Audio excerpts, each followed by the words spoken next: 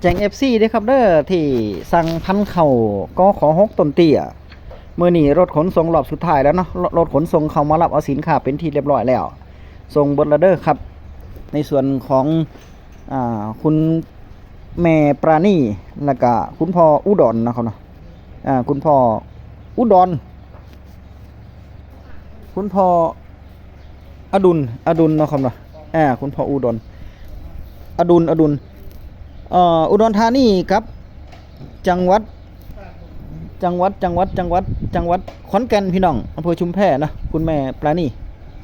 ส่งพันเข่ามือนี่รถขนส่งมาเข้ารับแล้วเด้อแจ้งให้รับทราบเนาะครับเนาะสำหรับFC ผู้จัดการสนใจที่พันเข่าก็ขอ6ต้นเตี้ยพี่น้องก็ขอ6ต้นเตี้ยได้พี่น้องเด้อต้านทานโรคต้านทานน้ำผลผลิตได้หลายต้นข้าวแข็งแรงก็โทรมาสอบถามผู้จัดการก็ได้เนาะวิธีการปลูกเป็นจังไดแล้วเข้ากินแสบกินนัวเป็นจังไดแน่โทรมาสอบถามโทรมาเว้ากันได้นะครับเนาะเขาสนใจก็มาเว้ากันได้นี่รถขนส่งเพิ่นมารับเอาไปเป็นที่เรียบร้อยแล้วมื้ออื่นคาดว่ามื้ออื่นบ่ายๆน่าจะฮอดละถ้าบ่ติดขัดอีหยังเนาะสำหรับเรื่องราคาเข้าพี่น้องมื้อนี้ก่อนอื่นก็สวัสดีกับ FC ผู้จัดการสุคนเนาะครับเนาะ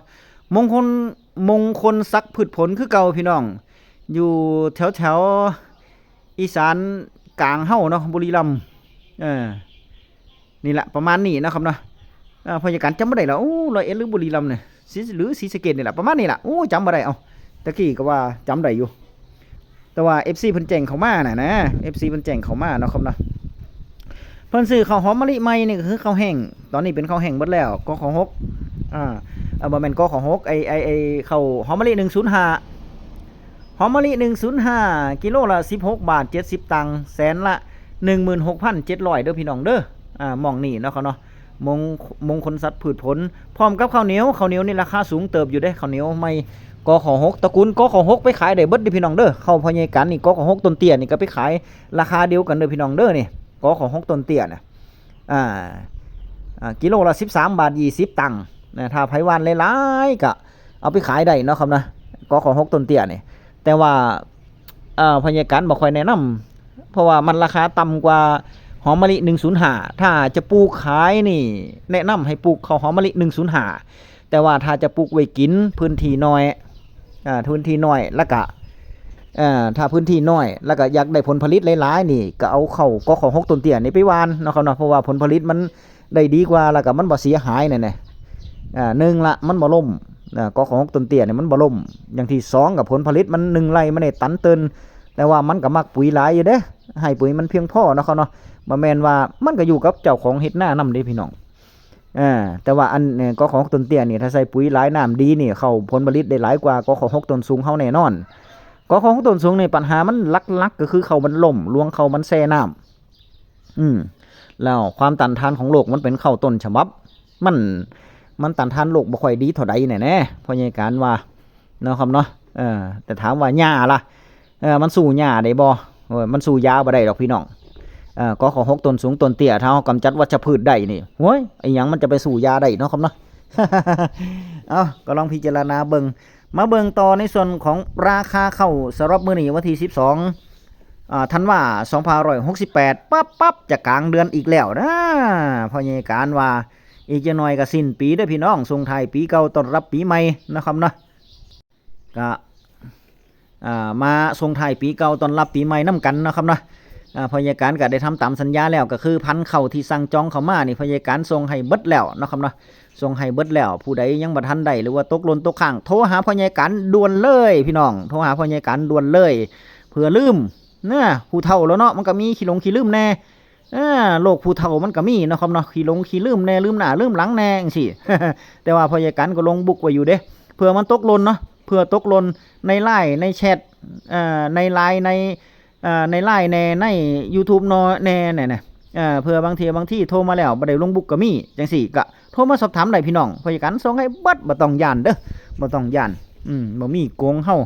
ลูกเกษตรกรชาวนานํกันนะครับเนาะบ่มีโกงส่งให้เบิดสุผู้สุคนพี่น้องโทรมาสอบถามได้มาเบิ่งราคาข้าวต่อพี่น้องแถวพื้นที่ในเขตจังหวัดอุบลราชธานีวันที่11ที่ผ่านมา ก็คือเมื่อวานมะลิแห้งเพิ่นซื้ออยู่แสนละ 2,050 บาทกิโลละ17บาท80ตังค์นี่โอ้ราคาซื้อสูงเด้พี่น้องนี่เขตพื้นที่อุบลเด้อพี่น้องเด้อนี่ติดตามในส่วนของบ่าวศักดิ์ศรีพี่น้องบ่าวศักดิ์ศรี YouTube เพิ่นก็มีเนาะครับเนาะตัวนี้ที่เพิ่นแจ้งเข้ามาเนาะครับเนาะที่เพิ่นแจ้งเข้ามาก็คือเขตอุบลราชธานีนี่โอ้หลายพื้นที่เด้หลายพื้นที่พี่น้องราคาข้าวขยับขึ้นหมดแล้วกิโลละ17บาท80ตังค์ตันละ 17,080 บาท 17,080 บาทพี่น้องโอ้ปีนี้นี่ฮอด 2,000 ตันเนาะครับเนาะก่อนสิ้นปีนี่ฮอด 2,000 ตันตะกี้บ่ฮอดเด้พุ่นเดือนพฤษภาพุ่นแหละเดือนพฤษภาพุ่นเข้าจะฮอด 2,000 น่ะแสนละ 2,000 นั่นแต่ว่าปีนี้มาก่อนเลยบัดนี้ยังบ่ทันสิ้นปีดิ2,050 ล่ะมาเบิ่งพื้นที่จังหวัดอำนาจเจริญผ่านพ่อใหญ่การราคาเข้าไปฮอดไสแล้วเนาะครับเนาะในส่วนของบ้านนาจิกพี่น้องอำเภอเมืองจังหวัดอำนาจเจริญนี่ราคาเข้ามาแล้วบ้านนาจิกเด้ออำเภอเมืองเด้อพี่น้องเด้อไปขายกันได้พื้นที่ในเขตใกล้เคียงอำนาจเจริญอำเภอเมืองหรือว่าอำเภอต่างๆสามารถไปขายที่ยิ่งเจริญพืชผลพี่น้องเพราะว่ายิ่งเจริญพืชผลนี่ราคาเข้าหอมมะลิ105นี่เพิ่นขึ้นก่อนหมู่เด้แต่ว่าราคาคงที่อยู่ตอนนี้แล้วก็คือข้าวแห้งข้าวหอมมะลิ105ข้าวแห้งนี่แสนละ 2,040 บาทตกตันละ 17,000 เด้กิโลละ17บาท 17,000 บาทพี่น้องไปขายได้นะครับนะถ้าเป็นข้าวเก่าเราเพิ่นซับซื้อบ่ซื้อเพิ่นก็ซื้อคือกันแต่ว่าแสนละ 1,700 เด้อพี่น้องเด้อกิโลละ14บาทกิโลละ14บาท16สตางค์ก็คือ 140,160 บาทเด้อพี่น้องเด้อที่เพิ่นซื้อราคาจะถูกกว่าข้าวใหม่เนาะครับเนาะแต่ว่าพอใหญ่การว่าข้าวเก่านี่มันก็กินแซ่บเด้ข้าวเจ้านี่บ่เสียเด้พี่น้องข้าวเก่านี่มันหุงมันก็พอดีเด้แต่ว่าผู้บ่เป็นก็หุงได้เนี่ยแต่ว่าถ้าเป็นข้าวใหม่นี่ผู้หุงข้าวนี่ผู้นึ่งข้าวผู้หุงข้าวนี่ข้าวเจ้านั่นถ้าใส่น้ำหลายมันแฉะเด้เพราะฉะนั้นข้าวใหม่วิธีการหุงก็คืออย่าใส่น้ำหลายเด้ออย่าใส่น้ำหลายเนาะครับเพราะมันเป็นข้าวใหม่ข้าวมันอ่อนอยู่แล้วเนี่ยถ้าเป็นข้าวเก่ามันใส่น้ำหลายอยู่เนาะครับครึ่งฝ่ามือพุ่นล่ะแต่ว่าถ้าเป็นข้าวใหม่นี่สักนิ้วข้อ2ข้อมือก็พอเนี่ยนะบ่ต้องฮอดฝ่ามือเนาะครับเนาะถ้าไผหุงบ่เป็นก็บ่สุกถ้าไผหุงบ่สุกหรือว่ามันแฉะไปนั่นน่ะข้าวใหม่เนี่ยเป็นจังซั่นเด้แต่เป็นข้าวเก่าบ่เป็นหยังพี่น้องในส่วนของกข6ข้าวเหนียวกข6ตระกูลกขเพิ่นซื้ออยู่กิโลละแสนละ 1,350 ตกกิโลละ11บาท25ตังค์แสนละตันละ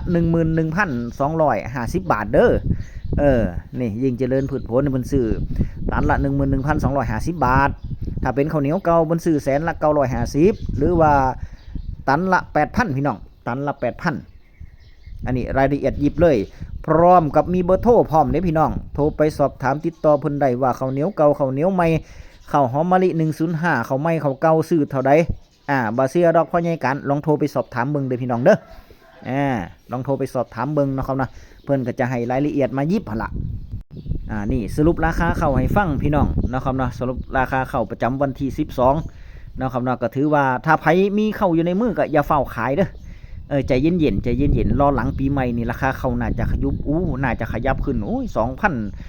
2,200 2,400ฮอด 2,500 พุ่นจักเนาะครับเนาะราคาข้าวน่ะมันขึ้นไปเรื่อยๆนะมันขึ้นไปเรื่อยๆที่พี่น้องบ่มีลดเลยปีนี้เนี่ยบ่มีตกบ่มีลดเลยแต่ว่าตอนนี้นี่มันอาจจะคงที่ไว้ประมาณนี้นะครับนะอาจจะคงที่ไว้ประมาณนี้ฮอดปีใหม่แต่ว่าหลังปีใหม่เนี่ยราคาข้าวก็จะขึ้นอีกรอบนึงน่ะมันเป็นจังซั่นเด้แต่ว่าตอนนี้นี่แจ้งข่าวอีกข่าวนึงก็คือสมาชิกธกสพี่น้องใบสีฟ้ามาแล้วหัวละ 3,000 หัวละ 3,000 เด้อพี่น้องเด้อสมาชิกชาปนกิจแน่ๆมาแล้วออกมาแล้วนี่รายจ่ายเด้อพี่น้องอันนี้เป็นรายจ่ายเด้อไผที่เข้าธกสเนาะเขาเนาะลูกหนี้ผู้กู้ผู้ค้ำผู้กู้แล้วก็ผู้ฝากผู้กู้เนาะเขาเนาะไม่เป็นผู้กู้ผู้ค้ำผู้ฝากแล้วก็ผู้กู้หัวละ 3,000 ใบละ 3,000 เด้อพี่น้องเด้อมาแล้วรายจ่ายบ่มีก็ต้องเอาเข้าไปขาย ยังว่าหั่นล่ะสำหรับ ย้ำจักหน่อยหนึง FC ที่FC เด้อพี่น้องเด้อเพราะว่าเพิ่นย้านผู้จัดการนี่เป็นคนย้านว่าเพิ่นสั่งมาแล้วย้านบ่ได้เข้าบ่ย้านบางคนก็บอกว่าโอ้ผมบ่กล้าโอนให้ว่าซั่นเพิ่นว่าผมบ่กล้าโอนให้ผมย้านเขาเสียย้านหลอกลวงย้านโกงย้านปลอมจักหยังเป็นหยังล่ะเพิ่นเว้าออกมาน่ะก็บ่เป็นหยังเด้อพี่น้องเด้อถ้ายังบ่พร้อมก็บ่เป็นหยังเนาะครับเนาะรับฟังเพื่อประดับความรู้รับฟังเพื่อความเพลิดเพลินเพื่อความบันเทิงไปซะก่อนปีหน้าฟ้าใหม่ก็ยังมีค่อยสั่งเอาก็ได้แต่ว่า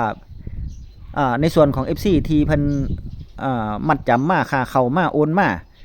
เป็นที่เรียบร้อยเพราะว่าพ่อใหญ่การใช้อยู่เบอร์เดียวก็คือเบอร์0652719722มันเป็นทางเบอร์โทรเบอร์ LINE หาพ่อใหญ่การก็ได้เนาะครับเนาะมีเป็นทางเบอร์โทรเบอร์ LINE แล้วก็เบอร์พร้อมเพย์มีอยู่เบอร์เดียวเนาะครับเนาะซื้อพ่อใหญ่การก็จะขึ้นมาเสร็จแล้วนี่ผู้ใดสั่งมาพ่อใหญ่การก็ส่งให้เบิดสู่คนแล้วเด้อพี่น้องเด้อบ่มีตกค้างบ่มีตกหล่นแล้วนอกจากสว่าพ่อใหญ่การลืมบ่หรือว่าบ่ทันได้ลงบ่จังซี่เนี่ยทักท้วงหาพ่อใหญ่การได้เด้อทักท้วงหาพ่อใหญ่การด่วนเลยเนาะครับเนาะเผื่อมันลืมเผื่อมันหยังหั่นล่ะคนเฮามันมีเบิดนั่นแหละลืมนั่นพ่อใหญ่การก็ใช้อยู่ประจำก็คือนี่ล่ะขนส่งธนามัยด่วนอีสานพี่น้องเพราะว่าเพิ่นไปส่งให้กับพี่กับน้องกับมือเลยเนาะส่งให้ฮอดหม่องบ้านกับมือเลยก็ฝากไว้เด้อพี่น้องเด้อในส่วนของข้าวกอของ6ต้นเตี้ยจังไดก็ค่อยโทรหาพ่อใหญ่การเนาะครับเนาะเบอร์โทร0652719722เบอร์เก่านี่ล่ะเบอร์เดิมนี่ล่ะเบอร์พร้อมเพย์พร้อมเบอร์ LINE พร้อมแอดไลน์มาหาพ่อใหญ่การก็ได้เด้อครับเด้อคลิปหน้าพบกันใหม่กับเรื่องราคาข้าวพี่น้องคลิปนี้สวัสดีครับ